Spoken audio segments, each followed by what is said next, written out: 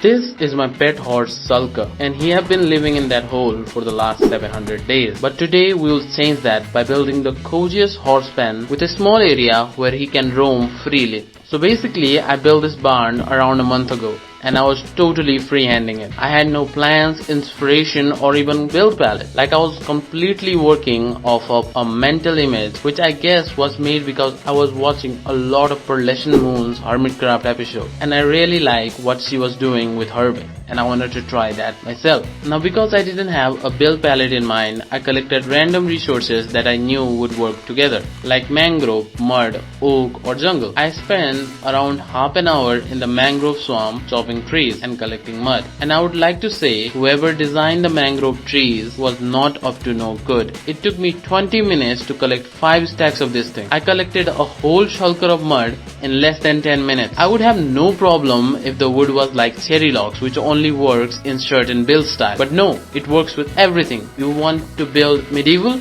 You can use mangrove. Wanna build steampunk? You can. You can even use them in cyberpunk. Anyway, I collected some terracotta because I thought it could work with mangrove. From there, I collected bunch more blocks, some of which I didn't end up using. Once I had a pretty decent material list to work with, I moved them to the build location and start planning the barn. I started by doing some light terraforming, creating a flatter land to work on. From there, I outlined a pretty simple shape that I could follow along. I went for a simple shape because doing so, I don't have to worry about messing up the build, and I would recommend the same if you are winging a build in survival, so you don't have to spend hours building and destroying the same thing. I saw a random horse roaming around the build, so I decided to tame it, so Shulker would have company in his new house. This gave me an idea about a small walled up area around the build where both of them could bathe peacefully. Anyway, for the base I used stone bricks with evenly spread mossy stone brick to sold the idea that the build was standing here for a while. For the walls I used a mixture of mangrove and oak log with rooted mud to continue the rusted vibe of the build. For the connected bed I used plain terracotta for walls, which I later detailed with windows and other bits. From there I used mangrove plank to separate the roof from the bottom and make it better blend with the walls. Because of the simple shape of the build, adding in the roof made it feel flat and repetitive. So to break the flatness, I added a second floor, which I don't think I will ever use for anything. I also added an overhang at the front to further break the shape of the build. For the roof of the terracotta bed, I used a different design using mangrove planks, and I think it tied in the build perfectly. From there, I spammed leaf around the pan and add as much detail as I could.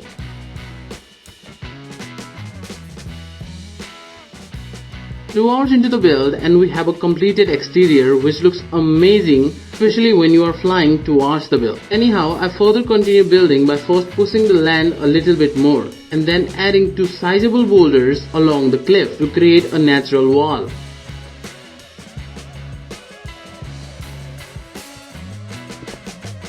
From there, I added a small stream of water in between the boulders and finally built a retaining wall using deep slate to prevent the horse to walk out of the grazing area. To detail the boulder, I tried to do a gradient going from top to stone. Once I did that, I added a bunch of slabs to add finishing touches on the boulder. On the other side, I created a fence using mud brick, incorporating slabs, stairs and walls to create a destroyed look. After that, I replaced grass at the front of the base with coarse dirt to create a path. Then I added leaf and spam bone meal to make everything look overgrown.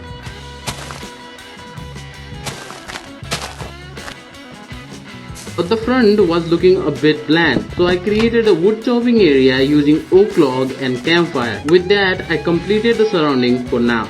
For the interior, I followed the same theme as outside, dividing the build into 3 parts. First, the pen where the horses will rest at night, the middle section where I store saddles and horse armor, and finally hay storage for future use. And that is it. I moved the horses in and I think they like it. I hope you enjoyed the video, and if you did, you might like this one too. And thanks for watching.